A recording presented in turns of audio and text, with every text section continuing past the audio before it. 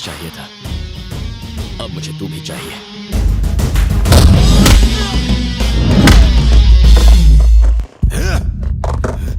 पैसा चुराने की तूने हिम्मत कैसे की? शर्म नहीं आई तुझे? अरे तुम दो बच्चे हो एक ही परिवार के, और इसने ऐसी हरकत की? बेशरम चोर कहीं के। जितनी गालियां तू उतनी कम है। अरे तुझे तो मार देना चाहिए। जब आपका बड़ा भाई मुसीबत में पड़ा था तब आपने सिर्फ अपने बारे में सोचा, और अब बेटी की शादी टूट रही है तो आपको रिश्ते याद आ रहे हैं। उस दिन आप ही ने रिश्ते को ठोकर मार दी थी, और आज इसे उसकी अहमियत नहीं है। सच कहूं तो आपको इसे डांटने का हक नहीं है सर। अच्छे वक्त में अपनों का साथ छोड़कर बुरे वक्त में उसूलों का हवाला नहीं देना चाहिए, ये सही नहीं है।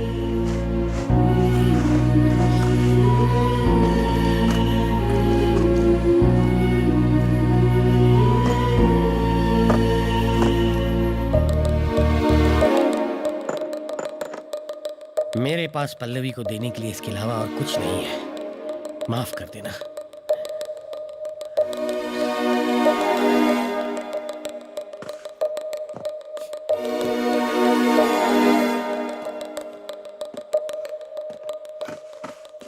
नहीं भैया,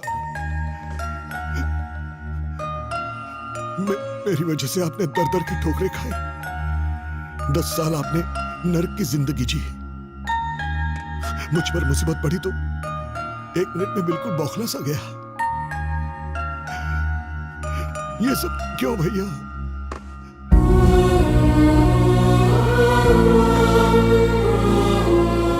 लीजिए, और मुझ पर एक एहसान करना भैया। 2 घंटों के लिए बिना पिए सर पे साफा बांध लेना और अपनी बेटी का कन्यादान करना भैया। आपके अलावा मेरा और है ही कौन?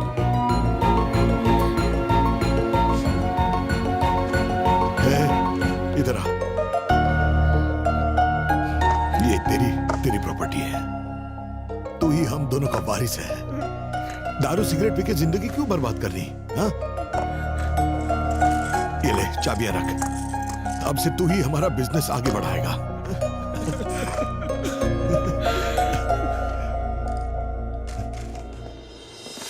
रुको।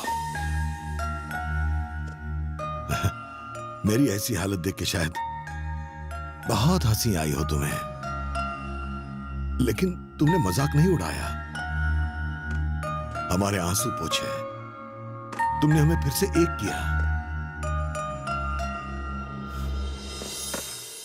तुम्हें जन्म देने वाला तो कोई महान ही हो सकता है।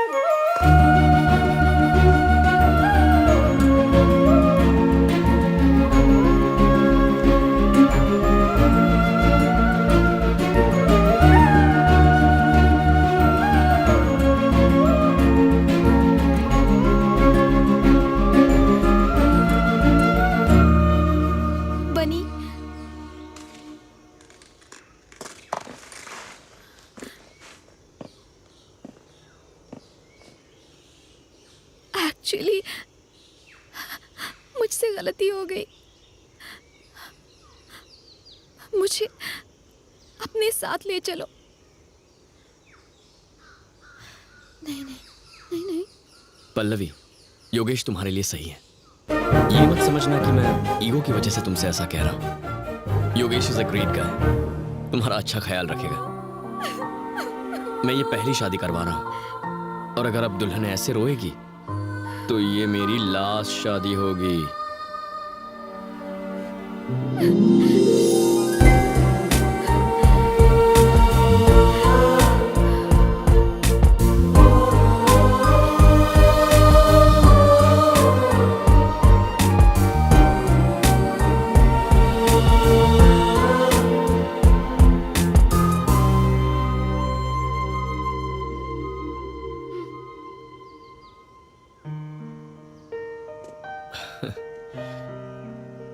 मैं ये तो नहीं जानता कि मेरी शादी किससे होने वाली है, पर कोई लड़की मना करने के बाद फिर से शादी करना चाहे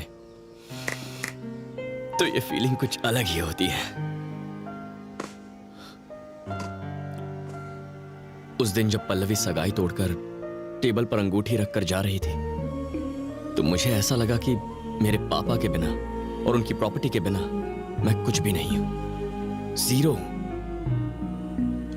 लेकिन अब उनके बिना, उनकी प्रॉपर्टी के बिना भी आई एम समथिंग। और हां, जीरो तो नहीं हूं, आई एम समथिंग।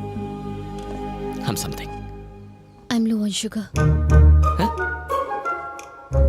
मुझे लो शुगर है बचपन से, और उसी के लिए टैबलेट्स लेती हूँ, ड्रग्स नहीं लेती हूँ।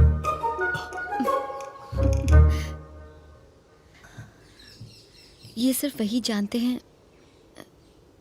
जो मेरे करीबी होते हैं, जिन्हें मैं चाहती हूँ। ओके, मतलब जो लोग मेरे लिए स्पेशल होते हैं, जैसे कि तुम, लाइक हमारी शादी और बच्चे होने के बाद हो सकता है तुम कहो कि तुमने डायबिटीज वाली बात पहले। What? शादी और बच्चे?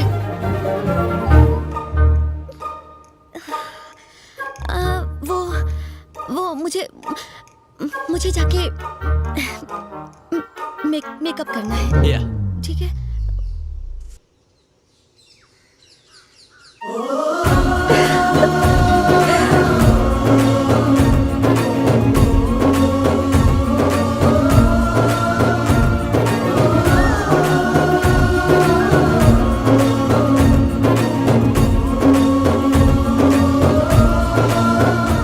देखो, सारा लगेज बाहर निकाल लो।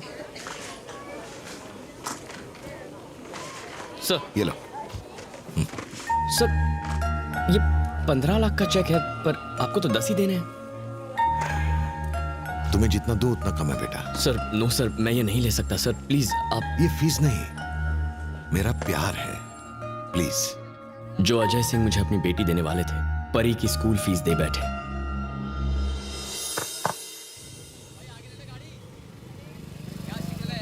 हम शादी कब कर रहे हैं? कोई ट्रैफिक में ये बातें पूछता है क्या? पहली बार तुमने मुझे सिगरेट के साथ देखा।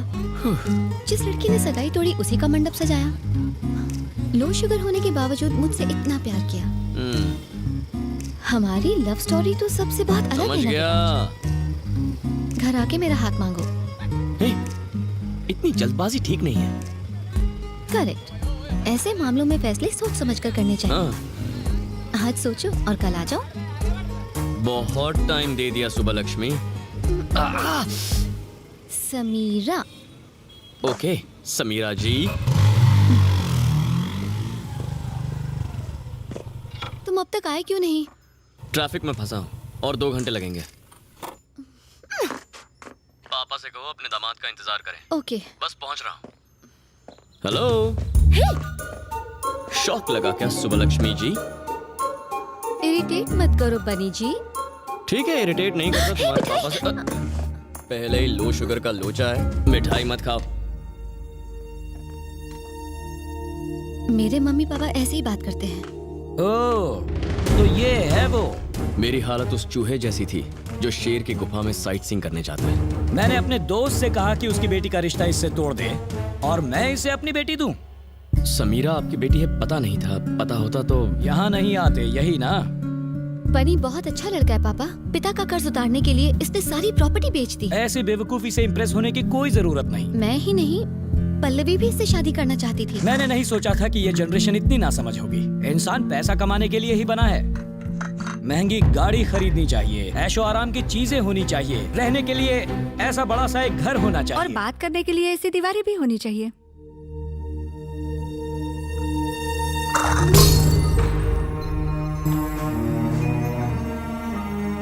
मेरे हाथ से छूटकर ये चाय का कप गिर गया। अपनी माँ से कहो कि इसे साफ कर दे। तुम क्या कह रहे थे? आपको बनी क्यों नहीं पसंद है पापा? मैं समझ नहीं पा रही। लड़का जवानी में दारू पिए, सिगरेट फूंके या ड्रग्स ले, मुझे कोई प्रॉब्लम नहीं। हम उसे रिहैबिलिटेशन सेंटर भेजकर उसका इलाज करवा लेंगे। लेकिन इस लड़के की बीमारी का कोई इलाज नहीं है। कौन सी बीमारी? अच्छा बनकर भलाई करने की बीमारी। ऐसे लोग अपना सब कुछ दान करके जिंदगी भर फकीरों की तरह रहते हैं।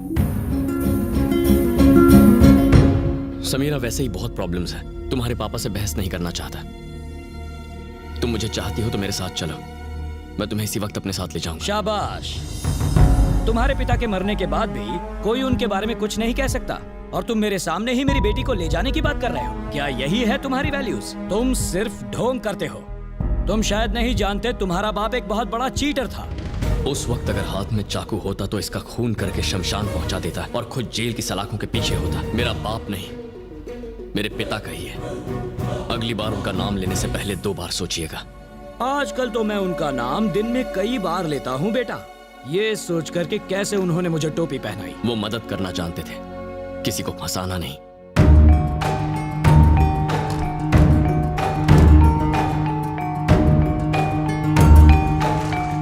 मोहन कुमार मिश्रा बिना प्रूफ के बात नहीं करता। ये प्रॉपर्टी तुम्हारे पिता ने ही मुझे बेची थी, तब इसकी कीमत 10 करोड़ थी, आज 30 करोड़ है। लेकिन इससे जुड़े बाकी सारे पेपर्स देवराज नाम के एक आदमी के पास है, जिसने वहां अपना बोर्ड लगाकर उस जमीन पर कब्जा कर लिया है।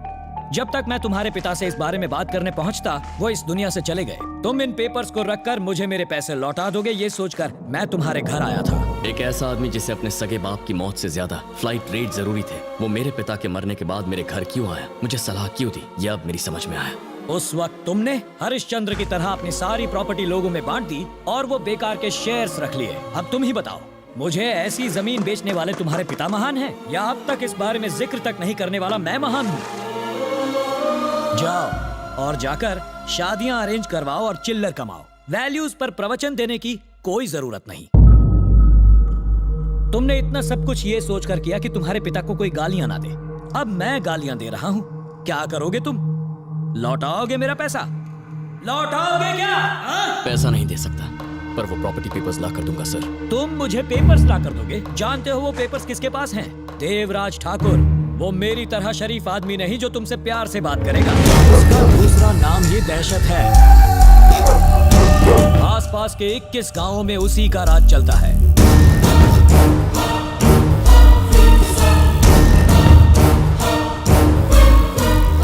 गांव के लोग उसे देवता मानते हैं। हजारों हथियारबंद लोग उसके साथ रहते हैं। देवराज ठाकुर इंसान के रूप में एक जल्लाद है। जैसे बात करने के लिए लोगों की जबान चलती है, वैसे बात मनवाने के लिए चलता है उसका खंजर। उसकी इजाजत के बिना एक मक्खी तक उसके घर से निकल नहीं सकती। तो वहां से 30 करोड़ की प्रॉपर्टी के पेपर्स कैसे निकालोगे? भले ही रावण के 10 सर थे, उसके साम्राज्य की राक्षस रक्षा करते थे। अशोक वाटिका कहां थी किसी को नहीं पता था, लेकिन वहां पहुंचने के लिए भगवान राम ने रास्ता ढूंढ ही लिया। मैं वो पेपर्स लेकर आऊंगा। आज से ठीक 4 हफ्ते बाद उस लैंड का मुआयना करने बैंक ऑफिसर्स आएंगे। तब तक पेपर्स ला पाओगे? हाँ, ले आऊंगा। ठीक 4 हफ्ते बाद। 1 महीना। आज 21 तारीख है, अगले महीने की 20 तारीख तक। अभी दोपहर के 12 बजे। अगले महीने की 20 तारीख को पेपर्स ठीक 12 बजे आपके हाथों में होंगे। अगर तुम पेपर्स ले आए तो वादा करता हूं तुम्हें अपना दामाद बनाऊंगा। मेरे पापा की तस्वीर पर हार चढ़ाना पड़ेगा और सॉरी कहना पड़ेगा।